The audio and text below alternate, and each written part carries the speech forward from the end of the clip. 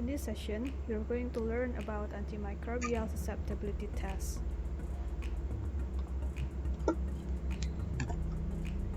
I assume you've learned about antimicrobial activity of microorganisms in the theoretical class, about how microorganisms can produce primary and secondary metabolites that are often used in industrial microbiology for the production of food, amino acids, and antibiotics.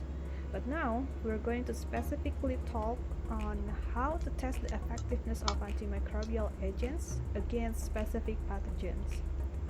Through this test, we can determine which antimicrobial agents are the most effective and what is the proper therapeutic dose or concentration that can be utilized to kill the pathogens.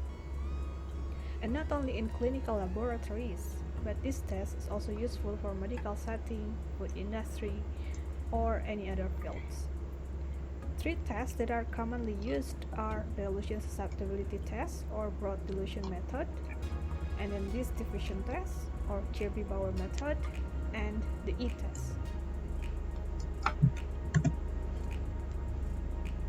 So let's start with the broad dilution method.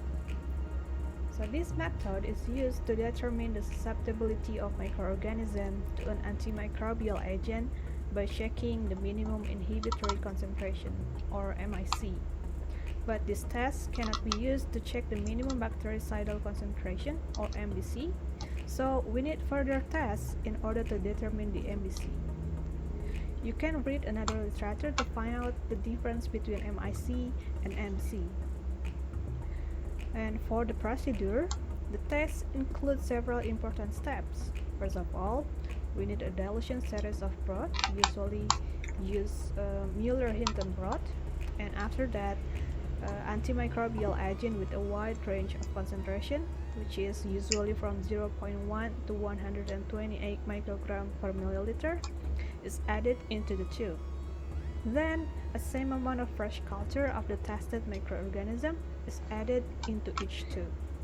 And like the other methods, we need to incubate the samples for 24 hours and observe the lowest antibiotic concentration that can prevent bacterial growth. And then the Kirby-Bauer method is used to determine how effective is a drug working against a rapidly growing microbe. We will see the procedure thoroughly in the following slides, but in principle, the method of work includes, first of all, a standardized diffusion procedure which uses antibiotic impregnated disc to test the susceptibility. And then in order to test it, we need to inoculate fresh bacterial culture into agar plate and then incubate the plate for 18 to 24 hours. Finally, we can conclude the susceptibility by measuring the diameter of the zone of inhibition.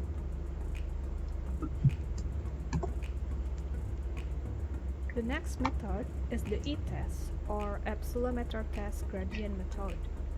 This test allows to immediately check not only the susceptibility but also the inhibitory concentration. It is also a type of agar diffusion method, but instead of using antibiotic impregnated disc, we use a test strip containing dried antibiotic. Then, we can observe the intersection between the teardrop-shaped clear zone and the minimum inhibitory concentration mark. Now, this is our main practical session, the Kirby-Bauer method. There are three main stages in this method. The first one is preparation, the second one is bacterial inoculation and susceptibility test, and the last one is the measurement of the inhibition zone. Now, let's see what must be prepared. First of all, we have to prepare a fresh and grown bacterial culture in a Mueller-Hinton broth. The samples that we use for the practical session are E. coli and S. aureus. Then, we incubate the samples at 37 degrees Celsius in the incubator. After 18 to 24 hours, we compare the samples with a 0.5 McFarland standard and adjust its turbidity. As you can see on the picture here, there are 4 different tubes with different turbidity. But why we have to do this? Please find the answer. We will discuss this in the live session. Besides the bacterial culture, we also have to prepare the agar. Here, we use Muller-Hinton to determine antimicrobial activity of the drugs against the bacterial samples that we test. We can make the Muller-Hinton agar plates by adding 1.7% weight per volume bacteriological agar and 2.1% weight per volume dehydrated Muller-Hinton broth. And if you see on the table below, the Muller-Hinton broth has been tested as a good or very good media to grow E. coli and S. aureus.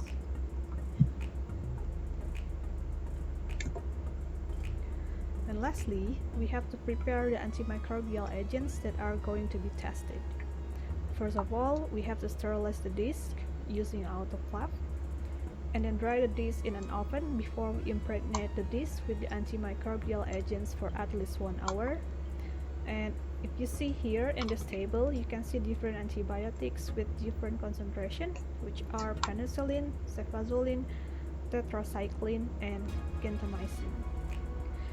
And do not forget to add control to determine whether the experiment is successful or not. In this case, we use water as our control. So, after we've done with the preparation, now we're ready for bacterial inoculation and susceptibility test. Firstly, add 100 microliter of the bacterial culture broth towards the agar plate. Do it aseptically. And also, it is very important to do this step within 15 to 60 minutes after adjusting the bacterial culture with McFarland standards. And thereafter, inoculate the culture inside the plate using spread plate method.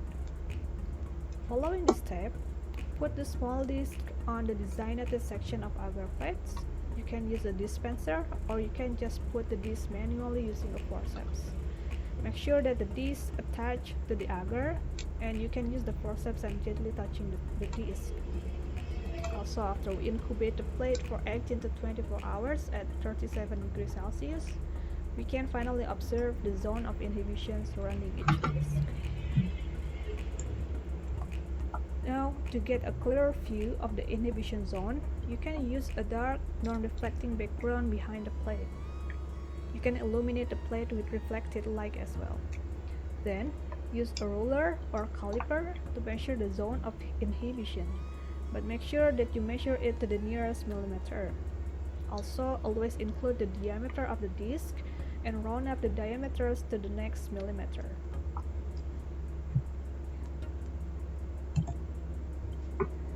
There are also several rules that we have to follow.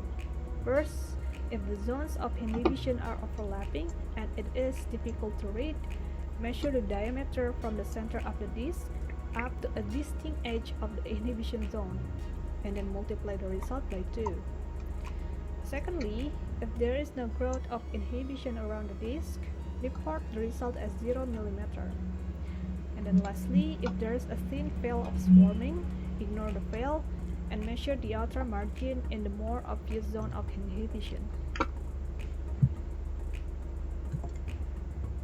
Finally, you can indicate the zone of inhibition into susceptible, intermediate, or resistance by comparing the zone diameter to the standard like in these two tables. Now, find out what the susceptible, intermediate, and resistance mean.